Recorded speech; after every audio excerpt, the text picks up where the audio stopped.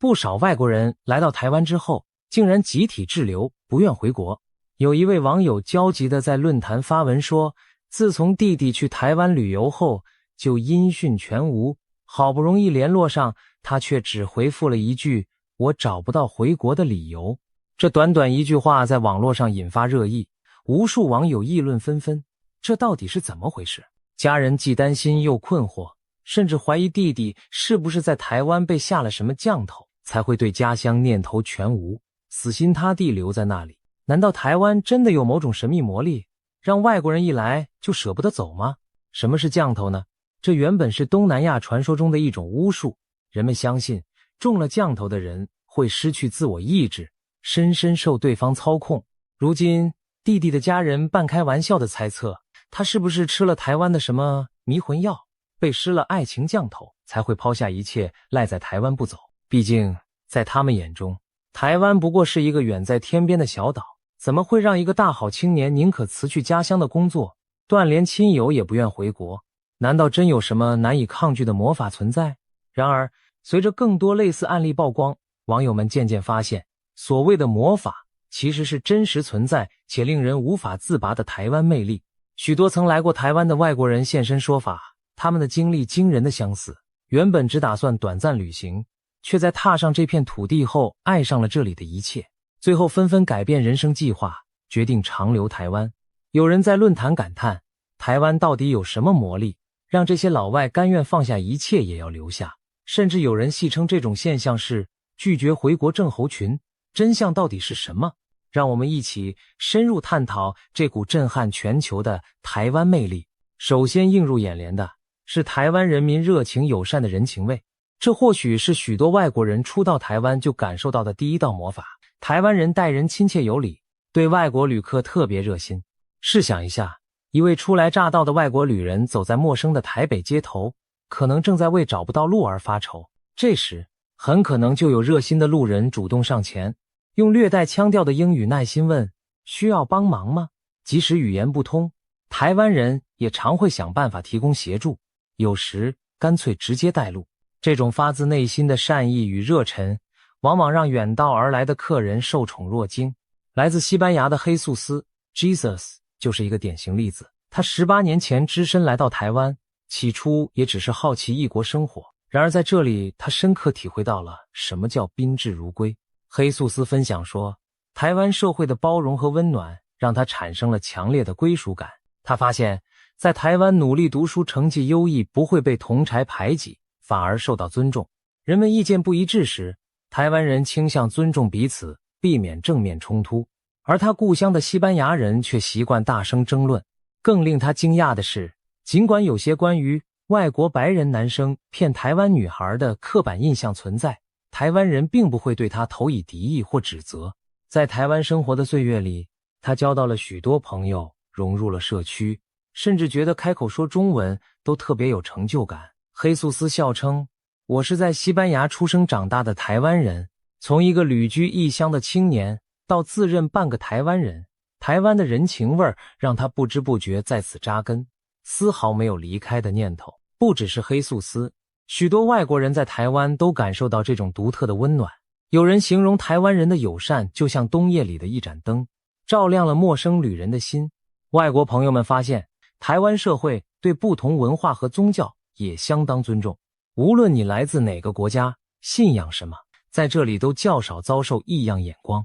甚至在聚餐买单时，台湾人之间还会客气地争着埋单，被戏称为礼貌上的战争。这种把客人照顾到无微不至的待客之道，令外国人又惊又喜。许多外籍人士坦言，台湾的人情味是一种会让人上瘾的甜蜜诅咒。台湾一旦体会过，便很难再适应那些人情味淡薄、冷漠、疏离的环境了。在人情味这道柔软却有力的粘着剂之下，外国人很快对台湾产生了感情基础。但要让他们彻底爱上这里，甚至赖着不走，光有友善是不够的。台湾的另一项魔法，则是让人生活起来格外安心的安全环境。很多西方旅客初来台湾时，都被这里的治安之好所震撼。在许多国外城市，夜晚独自行走可能让人提高警觉，但在台湾的大街小巷，半夜仍可见到女性或游客安心的散步。因为大家普遍觉得治安可靠，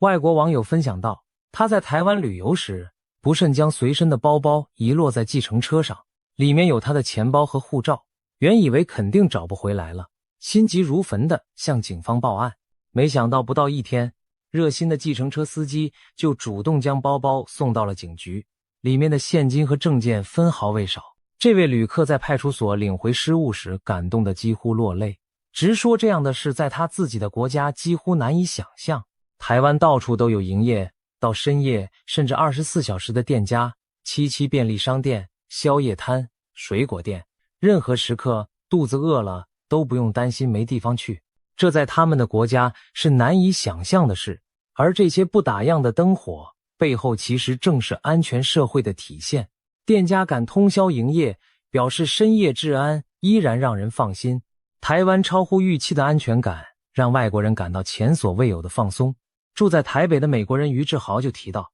相较于美国，台湾社会让他感到安心，人与人之间充满信任与善意。他说在美国很少见到像台湾这样，人们愿意相信陌生人，深夜街头依然秩序井然的景象。对习惯了国外高度警戒生活的人而言，台湾的安全环境简直像童话世界一般。难怪有些外籍人士打趣说，在台湾生活最大的风险就是体重增加，因为他们不用再为自身安全忧心忡忡，反而有更多心思放在享受美食上了。事实上，在2020年前后，全球新冠疫情肆虐期间，许多身处台湾的外籍人士更亲身感受到了这里强大的安全感。当时世界多国陷入封城和恐慌，而台湾凭借迅速有效的防疫措施将病毒挡在境外，国内生活得以大致维持正常。外国朋友们发现，他们在台湾依然可以安心地出门用餐、搭乘交通工具，身旁的人们自律且互相关怀。相反地，他们远在故乡的亲友却可能正面临严重的疫情冲击。这种强烈的对比令人在台的外籍人士倍感庆幸和感动。不少人在社群媒体上由衷赞叹，很庆幸此刻我人在台湾，这里让我前所未有的有安全感。台湾在危机中的稳定表现，进一步深化了外国人对这片土地的信任与感激。说到美食，这又是台湾迷倒众生的一大法宝，夜市飘香，美味难挡。许多外国人初次品尝台湾小吃便惊为天人，无论是品类繁多的夜市小吃，还是平价又美味的传统早餐店，都令他们流连忘返。想象一下，一位来自欧美的旅客第一次走进台湾的夜市，鼻尖充满烤肉、煎饼、珍珠奶茶的香气，眼前摊贩林立，人声鼎沸，却又井然有序。点上一份大肠包小肠或一杯现摇的珍珠奶茶，那滋味让味蕾跳舞。许多老外感叹，在台湾随便一个路边摊都有令人惊喜的美味。更棒的是，街头美食不仅好吃，食品卫生也令人放心。曾有美国网友在论坛上分享，他在台湾大快朵颐各种路边摊，居然从未因卫生问题闹肚子，直呼不可思议，感慨台湾的食品安全管控做得很好。除了街头小吃，台湾的水果、茶饮等也令外国朋友着迷。热带水果如芒果、凤梨在他们看来仿佛珍馐，物美价廉吃到饱。手摇饮料的创意多样更让人大开眼界。不少欧美人士一离开台湾，就开始想念这里随处可得的芒果冰和珍奶。他们笑称，回国后再也喝不惯别的奶茶了。台湾把美食做到了让人魂牵梦萦的地步，味的满足使人对这片土地产生了深深的依恋。然而，让外国人赖在台湾不走的，可不光是吃喝玩乐的享受。真正让一个人在异乡长久生活下去的关键，往往是日常生活的便利与品质。这方面，台湾更是展现出惊人的魅力。许多外国人到了台湾，几乎都会被便利商店的强大功能所震慑。有人形容台湾的便利商店店员像全能超人，从早到晚无所不能。在美国，便利店或许只能买瓶汽水和零食，但在台湾，走进任何一家超商，仿佛走进现代生活的百宝箱。你可以在这里寄包裹、缴水电费、买车票、影印文件，甚至缴纳罚单。肚子饿了有热腾腾的茶叶蛋、关东煮，想吃正餐有饭团便当，口渴了有现煮咖啡。更神奇的是，这一切服务都是全年无休24小时提供的。有外国朋友半夜肚子饿，下楼发现街角的便利店灯火通明，好像一直在等着他到来，让他感动地说，台湾的便利商店就是深夜中的避风港。便利商店那温暖的灯光与亲切的招呼声，给了许多异乡游子家的感觉。除了超商，全台湾各地的生活机能都让外籍人士倍感方便。以交通为例，台湾的大众运输系统发达且易于使用，台北、高雄等城市的捷运干净准时，搭乘时大家自觉排队礼让座位。城际的台铁、高铁串联南北，让人可以轻松在一日内游遍山海。对习惯开车的西方人而言，到了台湾，发现不用开车也能到处跑，既新奇又舒畅。更有甚者，台湾的悠游卡、一卡通等电子票证横跨交通与购物领域，一卡在手走遍全台，令他们大呼方便。难怪有外国人赞叹，在台湾生活，你会发现事情居然可以这么简单。从交通、通讯到日常琐事，台湾都以高效率降低了生活摩擦。高速的网络覆盖，随处可怜的 WiFi， 城市中遍布的公共设施，这些都让现代生活顺畅无比。许多外籍人士体会后指出，正是这种便利的基础建设与完善的公共服务，构筑出台湾高品质的生活日常。久而久之，他们发现自己已经离不开这种便利，一旦回到母国，反而觉得各种不便处处受限，生活品质仿佛倒退回了10年前。更值得一提的是，台湾的医疗与健康照护水准也深获外国人的赞赏。台湾拥有世界闻名的全民健保制度，医疗资源丰富且价格低廉，这对很多国外朋友而言简直不可思议。在美国，看个小病可能要排队很久，花费惊人，但在台湾，挂号看诊通常当天就能完成，药费诊费更是便宜到让人张口结舌。有外籍人士分享，他在台湾看皮肤科拿药，一共只花了几百元台币，还不到他在自己国家保险自付额的一小部分。高品质的医疗让人在这里生活无后顾之忧，也因此，有些原本打算短暂旅居的外国人，发现自己或家人在台湾生病都能得到妥善照料，更坚定了长留的信心。当外国朋友在台湾住上一段时间，他们进一步发现，这里不仅好玩、好吃、好方便，更有着丰富多元的文化与自然之美，让生活充满探索惊喜。台湾虽然幅员不大，却拥有多样的地理风貌和文化景观。一天之内，你可以在都市高楼林立的商圈感受现代气息，转眼又踏入古色古香的庙宇街巷，傍晚还能登上一座小山俯瞰夜景，或漫步在海边看夕阳。想象一下，对一个热爱户外活动的外国背包客而言，台湾简直是天然的冒险乐园。中央山脉绵延壮丽，有百岳等着挑战。东海岸海滨公路风光绝美，适合自驾或骑行。各地的森林步道、温泉山谷也都令人流连忘返。许多来自大城市的外籍人士感叹，在台北这样的首都附近，居然随处都有可露营的野地和难得的净土，可以在繁忙工作之余迅速亲近大自然。这种都市与自然无缝连接的生活品质，是他们在其他国家难以体验的。在文化方面，台湾既保存了传统，也充满了创新。全年各式节庆活动不断，春节、元宵的灯会、端午的龙舟竞渡、中秋的户外烤肉等等，让外国朋友目不暇给，体验到东方文化的缤纷。同时，台湾的流行、音乐、电影、艺术、展览也都很繁盛，兼具国际潮流与在地特色。例如，有些外国人爱上了台湾的独立音乐与 live house 文化，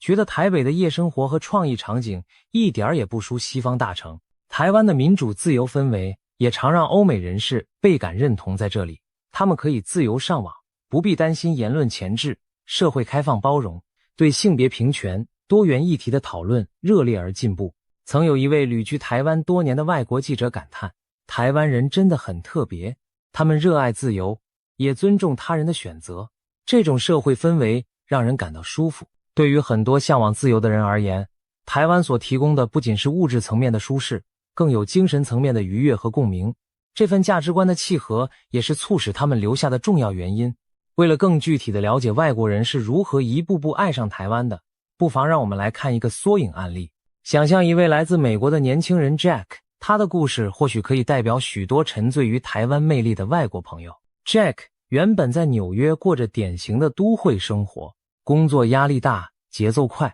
每天在混凝土丛林中穿梭。他一直向往着远方的一次放松之旅。偶然间，他从旅游杂志上看到对台湾的介绍，七奇美食、夜市、山川美景，还有热情友好的人民。虽然对台湾了解不多，但这些描述激起了他的好奇心。终于，在某个假期，他决定背起行囊，独自踏上前往台湾的旅途。计划停留2周，好好体验一下这个传说中宝岛的风情。抵达台湾的那天晚上， Jack 走出桃园机场时已近深夜。他原以为深夜的异国城市会让人感到紧张，没想到迎接他的是井然有序的机场动线和亲切的指引标志。虽然初来乍到有些疲惫，但他很快顺利地找到机场捷运，搭上直达台北市区的列车。窗外夜色飞逝，车厢内明亮干净，还播放着中英双语的报站声，这让 Jack 松了一口气。就算第一次来，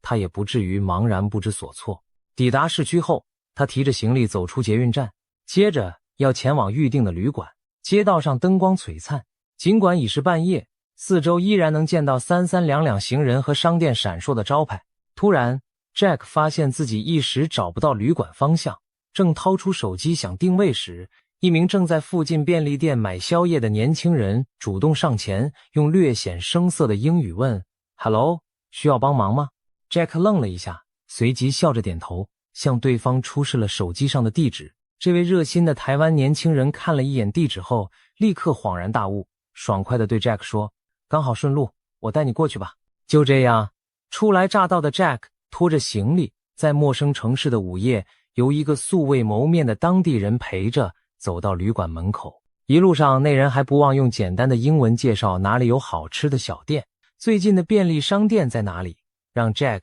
既感动又惊讶。道别时 ，Jack 连声致谢，那位台湾朋友只是摆摆手笑道 Welcome to Taiwan， 然后转身消失在夜色中。站在旅馆门口的 Jack 这才意识到，自己才刚踏上台湾土地不到2个小时，就已真切体会到何谓宾至如归的感受。第二天清晨，阳光洒进房间时， Jack 对台北展开了第一天的探索。他来到街上，首先被吸引的是一家传统早餐店。店里飘出诱人的蛋饼和豆浆香气，几张小桌旁坐满了用餐的客人，有上班族，也有银发族。Jack 鼓起勇气用中文点了蛋饼和冰豆浆，没想到发音不太标准的中文老板娘竟然听懂了，她亲切地微笑点头，迅速端上热腾腾的蛋饼。这简单却美味的早餐让 Jack 吃得满心幸福，他惊叹，只花了几美元的价格就享用了这么丰盛的一餐。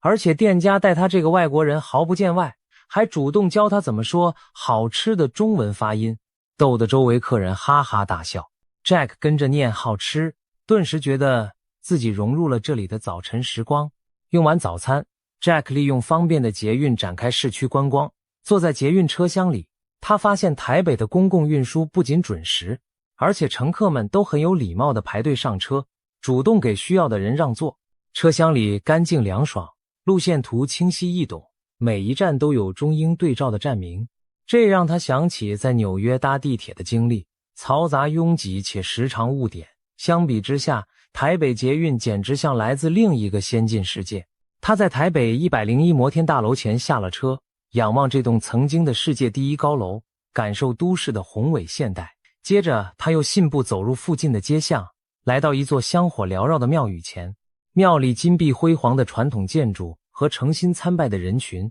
与不远处的摩登大楼形成强烈对比。这一幕让 Jack 感到新奇，原来现代与传统可以在台湾如此和谐的并存。入夜后， Jack 特地前往声名远播的士林夜市。夜幕低垂时，摊贩的灯光已将街道照得通明，人潮涌动中夹杂着食物的香气和小贩的吆喝声。 Jack 兴奋地四处逛着，每隔几步就想尝点什么。他买了胡椒饼，刚出炉的饼皮酥脆，内馅鲜美，烫得他直吸气，却停不下嘴。接着又来一杯正宗的珍珠奶茶，Q 弹的珍珠和香浓的奶茶让他几乎想掉泪，这滋味比他在美国喝过的任何一杯奶茶都要丰富。后来他好奇地试吃臭豆腐，一开始被气味呛得退后半步，但看到摊前老板笑呵呵地递来一份炸得金黄酥脆的臭豆腐配泡菜，他还是鼓起勇气咬了一口。结果那外酥内软的口感和独特风味令他大为惊喜，不禁竖起大拇指连声说 Delicious。 老板听懂后开心的哈哈大笑，用不太流利的英语回了一句 Thank you。 夜市里人情味和美味交织在一起的体验令 Jack 彻底沉醉。提着满满一袋小吃离开时，他心想，这样丰富的夜生活和美食天堂，大概在世界上任何角落都难找第二个吧。接下来的几天Jack 每天都有新的发现和惊喜，他到处游览，搭火车到九份山城，看山城灯火阑珊如诗如画，租借自行车漫游淡水河岸，在夕阳下感受微风拂面。周末时甚至参加了一场热闹的庙会，亲眼目睹舞龙舞狮和绕境的民俗盛况。一次他在花莲参加一日游时结识了一对热情的台湾年轻情侣，对方盛情邀请 Jack 第二天去他们家做客。Jack 欣然答应，结果在那个周日午后，他出现在台北市郊一户人家中，那是女孩外婆的家，一栋带着温馨庭院的平房。初次见面，外婆用台语夹杂着有限的英语热络的招呼 Jack 入内坐下，一家人忙着准备丰盛的午餐招待远道而来的客人。餐桌上摆满了传统家常菜，有三杯鸡、卤牛肉、清炒时蔬等等。Jack 夹起一块外婆拿手卤牛肉入口，只觉鲜美入味，软嫩无比，让他惊呼过瘾。席间家人们虽然英语不太灵光，但每个人脸上的笑容和不断往他碗里夹菜的动作，都让 Jack 感受到了真挚的善意与欢迎。那一刻，他仿佛成了这个家庭的一份子。饭后，外婆拿出满满一盆切好的芒果和莲雾等水果， Jack 一边吃一边赞不绝口，逗得老人家笑逐颜开。临别时，一家人一路送他到巷口，外婆还塞给他一盒刚烤好的凤梨酥，让他带回当点心。Jack 站在夕阳余晖中的巷子口，手捧凤梨酥道别，心里满满都是感动与不舍。他从没想过，在异国他乡竟能得到如此温暖的对待，短短几天就结交到如同家人般的朋友。然而，就在 Jack 沉浸于宝岛的种种美好时，一件小意外发生了。由于连日马不停蹄的游玩，加上气候湿热， Jack 不慎在一次山区徒步后着凉感冒。起初他有些担心，人在海外生病可不是闹着玩的。他独自在旅馆发烧难受，又对当地医院不熟悉，一时间不知如何是好。旅馆老板察觉他脸色不对，关切询问后立刻表示，我带你去看医生。匆匆赶到附近医院的急诊室时， Jack 整个人又晕又不适。但令他吃惊的是，医院的效率非常高。他在柜台出示护照填写资料后，不到20分钟就见到了医生。医生用英文询问病情，又请来翻译协助沟通，确认只是一般感冒，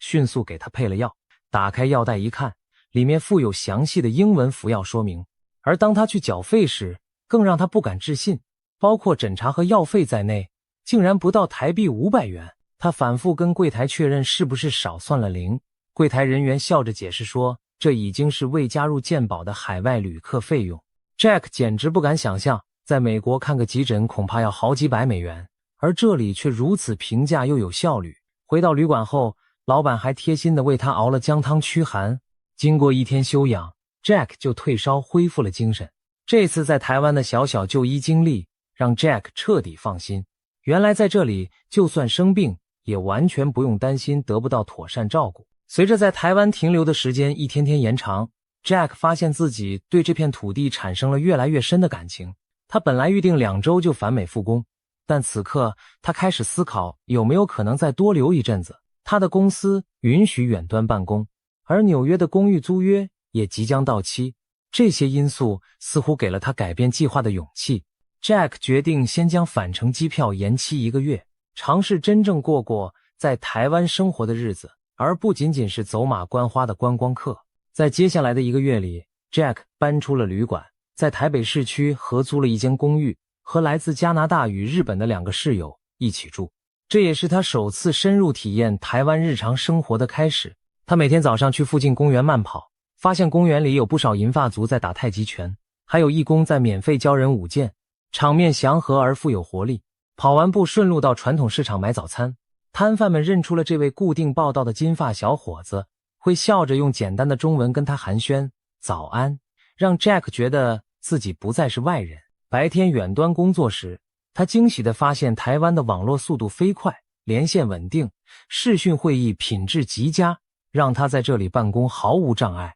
午餐时间，他经常去楼下的小吃店报到一碗牛肉面或鸡排，便当经济又美味。老板还教他用手机扫码付款，让他体验台湾便利的行动支付。不知不觉中， Jack 的中文词汇量也增加了不少，从一开始的比手画脚进步到如今可以用简单的中文跟店家对话，与邻居闲聊。每当他努力挤出一句新学会的中文时，对方总是报以鼓励的微笑或赞赏。这种正向反馈让学习语言变成一件有成就感的趣事，而不再是负担。更令 Jack 欣慰的是，他在台湾交到的朋友越来越多，朋友圈子甚至比在纽约时还要丰富。周末时，他的台湾同事或先前结识的朋友会带他去探索城市隐藏的咖啡馆，参加现场音乐表演，甚至相约出游露营。Jack 惊喜地发现，台湾的年轻人和他有许多共同话题，他们关心国际时事，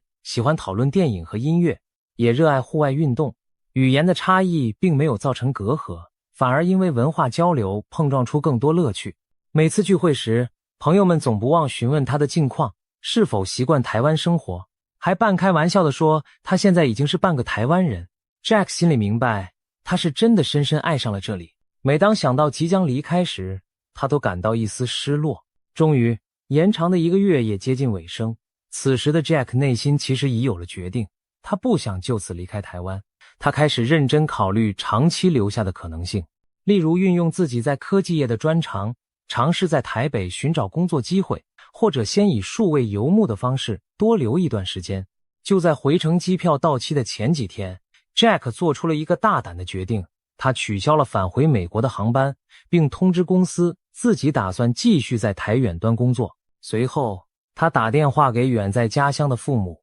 坦诚自己已经爱上台湾，希望能够多留一阵子。电话那头的父母一开始相当错愕，连珠炮似的问：什么？你还要待多久？工作呢？美国这么好你不要，怎么舍得待在那么远的地方？面对家人的不解， Jack 却无比笃定地回答：台湾有我在美国找不到的幸福，我在这里很安全，很健康，很快乐，还交到了真心的朋友，我找不到理由现在就回去。父母一时语塞，不知该说什么，只好叮嘱他注意安全。放下电话， Jack 明白自己的决定或许出乎许多人意料，但他的内心充满平静和期待。此刻的他正站在象山步道的观景台上，俯瞰着台北市万家灯火101，大楼高耸入云，夜风送来城市与山林混合的气息。他深吸一口气，嘴角浮现出微笑。眼前这片璀璨的都市和温柔的土地，已经不仅仅是旅途中的驿站，而仿佛成了他的第二个家。Jack 的故事听起来或许浪漫又奇幻，但它其实正是无数外国人在台湾的真实写照。那位令家人担忧不已，迟迟不肯回国的弟弟，很可能经历的就是类似 Jack 这样的历程。一开始只是匆匆过客，却一步步被台湾的魅力所折服，最终做出了令亲友跌破眼镜的选择，留下来。当然，除了像 Jack 这样因为生活品质和人情归属而选择留下的，也有相当多外国人是被爱情锁住了脚步。台湾人的友善与魅力常常擦出跨国爱火，不少外国人在这里遇见了心仪的对象，最终与台湾人成家立业。走在街头，时常可以看到金发碧眼的女婿或异国面孔的媳妇融入台湾家庭的景象。台湾社会对跨国婚姻相对包容，只要彼此真心相爱，家庭多半乐于接纳这份远渡重洋的缘分。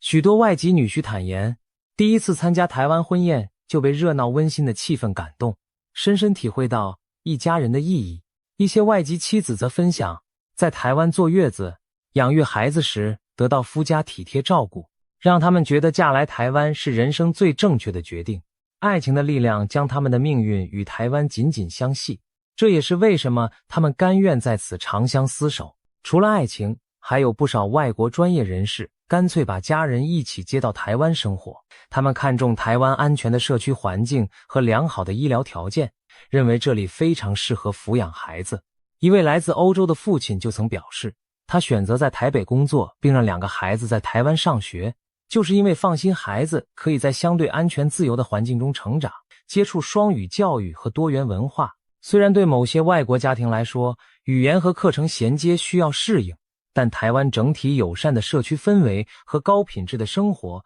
往往让全家上下都过得舒心安心。这些外国人在台湾安家的故事，近年来也透过网络传播到世界各地，引发了广泛的讨论和惊叹。在美国知名论坛 Reddit 上就曾出现为什么那么多外国人去了台湾就不想走的讨论串，吸引上千则留言。许多从未来过台湾的国外网友纷纷表达震惊与好奇，台湾真的有这么神奇吗？听起来像乌托邦一样，甚至有人半信半疑，怀疑这些描述是不是旅游广告的夸大宣传。然而紧接着就有许多亲身在台湾生活过的网友现身说法，用自己的经验证实这一切绝非虚构。有人在留言中分享，我在台湾住了5年，本来只打算待1年，结果一待就不想走了。以上说的种种完全属实，还附上自己在台湾街头与朋友欢聚的照片作证。随着一条条来自全球各地的认证，原本将信将疑的旁观者也被说服了。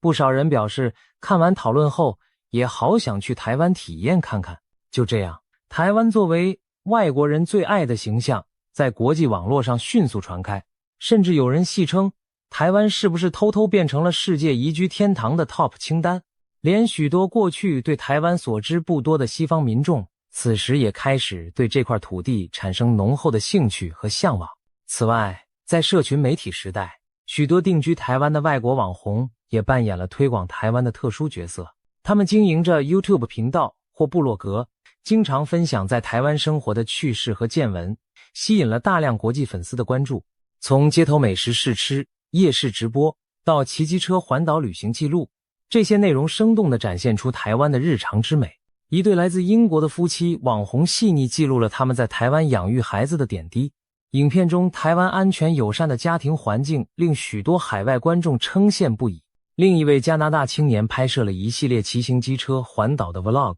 沿途壮丽的山海风光和人情故事让许多从未来过台湾的人大开眼界。透过这些新媒体的传播，台湾在全球年轻世代中累积了越来越多的好评和向往，形成一种良性的口碑循环。如今 Taiwan 这个关键字在国际社群网站上往往和 friendliness 友善、amazing food 美食太棒、safe 安全等赞美之词连在一起。台湾的魅力正透过一段段外国人亲身体验的影片和文章被传播到世界的每一个角落。不仅网络上的故事满天飞，权威的调查数据也印证了台湾的魅力。全球最大的外籍人士交流组织 Internations 每年都会发布外籍人士生活指数，排行台湾近年来屡屡名列前茅。事实上，早在2019年至2021年前后，台湾就曾连续3年蝉联该排行榜的全球第1名。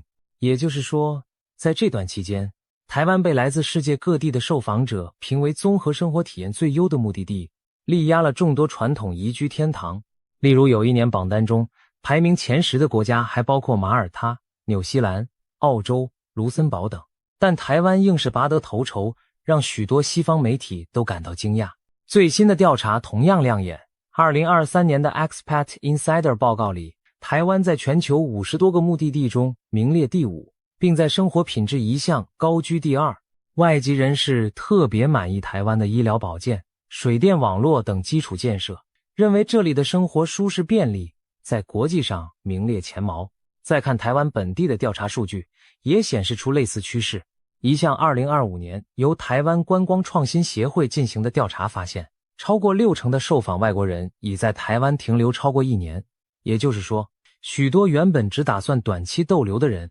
最后都把旅程延长甚至转变为定居。调查显示，外籍人士选择长居台湾的首要因素是工作机会，占 59.5%，其次是交通便利，占 54.9%。比起风景名胜或文化资源，他们更在意生活起居的方便程度以及发展事业的可能性。台北市凭借完善的交通网络与充沛的就业机会，成为外国人眼中最理想的定居城市。有高达 96% 的受访者表示愿意在台北长期发展，远远领先台湾其他城市。受访的外国人对台北的公共设施、医疗品质和教育资源等面向的满意度更是双双超过90%，足见台湾的生活基础条件令人大为放心。反观语言服务与国际教育方面，满意度仅有 22.1% 和 26.2% 左右，显示在语言沟通、双语环境以及外籍子女教育选项上，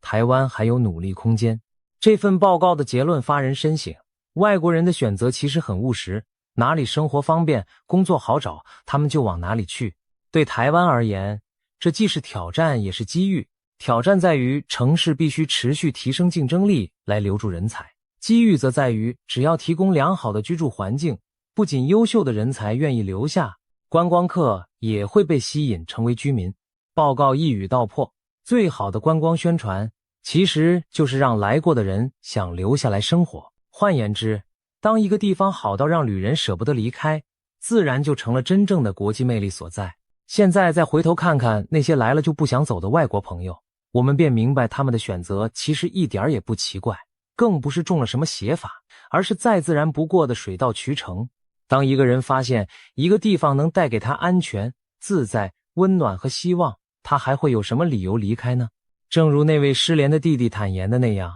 他找不到回国的理由，因为留在台湾的理由实在是太多太多了。无数曾经只是过客的旅人，就这样在一次次的惊喜与感动中萌生了干脆留下来吧的念头，最终真的把台湾当成了第二故乡。至于那些一开始难以谅解的家人们，在听过这些原因之后，心情或许也会从震惊转为释然。许多故事的后续发展往往如此，起初亲友们紧张担忧，想不通孩子为何赖在异乡，可当他们决定亲自飞来台湾探访时，才切身感受到这里的种种美好。很快的，他们也爱上了台湾的生活步调与友善氛围，甚至有人开玩笑说，难怪你不回来，要不是放不下家里的事，我也想留下来。最终，这些家人不再强求亲人回国，反而成了台湾的粉丝与宣传大使，支持他们在此扎根，展开人生新篇章。当然，我们并非说台湾就是完美无瑕的乌托邦，也有少数外籍人士因各种原因未能习惯台湾的生活。例如，有人抱怨过人际关系的距离感，觉得台湾人表面客气却不易深交；也有人不适应炎热潮湿的夏季天气或偶尔不佳的空气品质。然而，对于决定留下的大多数人而言，这些瑕不掩瑜的小问题并不足以动摇他们对台湾的热爱。他们往往以包容的心态面对文化差异，甚至幽默地调侃这些不便之处。夏天就多吹冷气，空气品质不好就戴上口罩，把困难当作生活的小挑战。正如一位外籍作家所说，没有哪个国家是十全十美的，但台湾给了我最接近理想生活的一切。这句话道出了多数常居台湾的外国人的心声。